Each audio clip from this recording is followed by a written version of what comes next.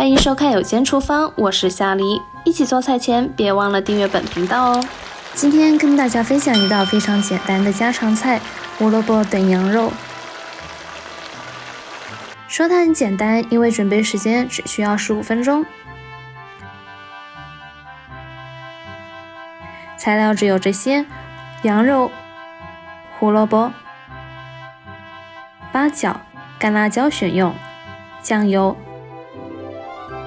羊肉我喜欢带点肥肉的，吃起来香。今天的肉其实有点偏瘦了，可以更肥一些。开始准备，胡萝卜洗净后切头切尾。胡萝卜的皮包办了胡萝卜大部分的营养成分，所以不用削皮。滚刀切就是切一刀，滚一下，再一刀，再一滚，直到滚光光。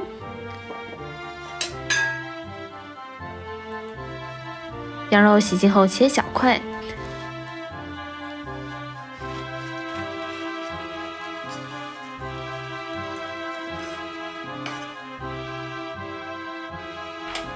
开中火，直接放入八角和干辣椒。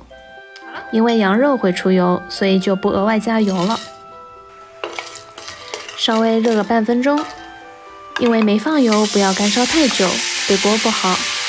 羊肉放进去，稍微煎个3到4分钟，每30至40秒翻动一下，把油逼出来。这时候，如果你不是用不粘锅，羊肉会有一点粘锅的现象，不过等下放水后就不会粘了。酱油进来，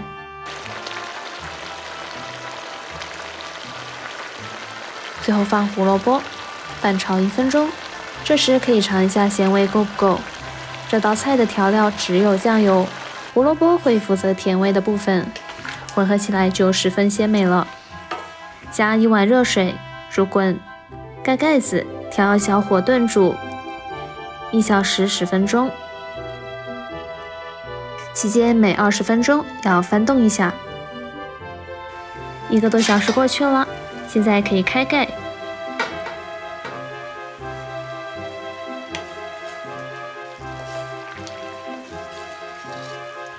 如果你的汤汁跟我一样还蛮多的，就开大火收汁。1-2分钟后，收汁完成。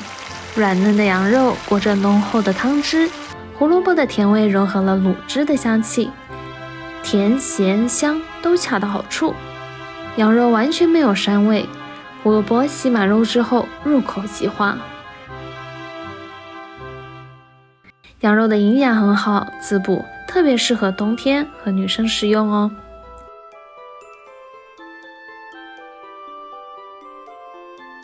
希望大家喜欢今天的视频，不要忘了点个赞，点个订阅，打开小铃铛。我们下次再见，拜拜。